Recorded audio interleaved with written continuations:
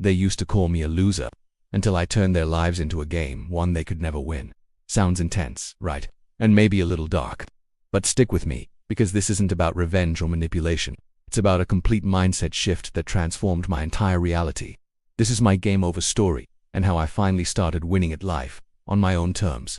For years, I felt stuck. I chased approval, worried constantly about what others thought, and always felt like I was playing a game I didn't understand, let alone one I could ever succeed in. Every setback felt like a personal failure. Every critical comment chipped away at my confidence. I was living by everyone else's rules, and guess what? That game always ended with me losing. Have you ever felt that way? Like you're constantly trying to catch up, prove yourself, or just survive in a world that seems to be designed for someone else? I hit a point where I was just done. Done with the endless comparison, done with the self-doubt, done with feeling inadequate. It was my game over moment, but not in the way you might think. It wasn't the end of me. It was the end of the old me. I realized that the only way to win was to stop playing their game altogether. I needed to create my own game, with my own rules, my own objectives, and my own definition of victory. And that's exactly what I did. The first step was a huge one, redefining what winning actually meant to me. For so long, I thought winning was about external validation, a fancy job title, a certain amount of money, or fitting into a specific social circle. But when I stripped all that away, I found that my true wins were about growth, joy, contribution, and inner peace. Winning wasn't about beating others. It was about continually becoming the best version of myself. This was a radical shift, and it completely changed my perspective on everything. Suddenly, the failures weren't losses. They were just information, data points in my own personal game. Next, I had to identify the players in my new game, and here's the surprising part. The main player was me, my habits, my beliefs, my fears, my procrastination. These were the real opponents. The external world became less about competition and more about opportunities to apply my new strategies. The people who used to call me a loser weren't antagonists anymore. They were just background noise in my epic adventure. This allowed me to detach from their opinions and focus on my own progress. It's incredibly freeing when you realize you're the only one who truly gets to keep score in your life. Then came the fun part, setting the game rules. These were my personal principles, my non-negotiables, the boundaries that protected my energy and sanity. Things like, I will prioritize my well-being. I will pursue what excites me, not what's expected of me. I will learn from every experience and I will treat myself with kindness. These rules weren't rigid, but they provided a framework for decision-making when a challenge arose. Instead of asking what do they want me to do, I'd ask what aligns with my game rules.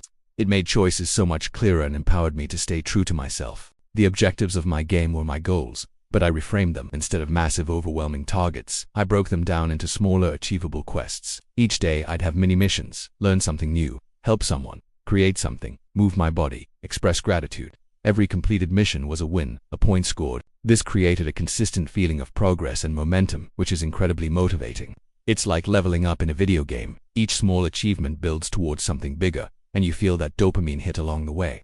One of the biggest challenges was learning to deal with game overs within my own game, because let's be real, life isn't a straight line to victory. There are still setbacks, moments where things don't go as planned, or times when I slip back into old habits.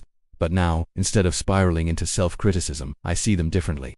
A game over in my game isn't the end. It's a chance to restart, apply new strategies, and come back stronger. It's a learning opportunity, a moment to reflect on what went wrong and how I can adjust my approach. It's not about being perfect, it's about persistent adaptation. So, how do you start creating your own game? It begins with introspection. What does winning truly mean to you? What are the core values you want to live by? What kind of legacy do you want to create? And what kind of person do you want to become? Once you have a clearer picture, start setting those game rules, your boundaries, your priorities. Then, identify your quests, those small daily actions that move you towards your vision. It's not always easy, I won't lie. There will be days when the old narratives try to creep back in, when the fear of judgment tries to take over. But the beautiful thing about designing your own game is that you have the power to change the rules, to pivot, to evolve. You are the ultimate game master of your own life. And when you embrace that power, when you stop playing by someone else's script and write your own, that's when you truly start living. That's when game over transforms into game on. For you.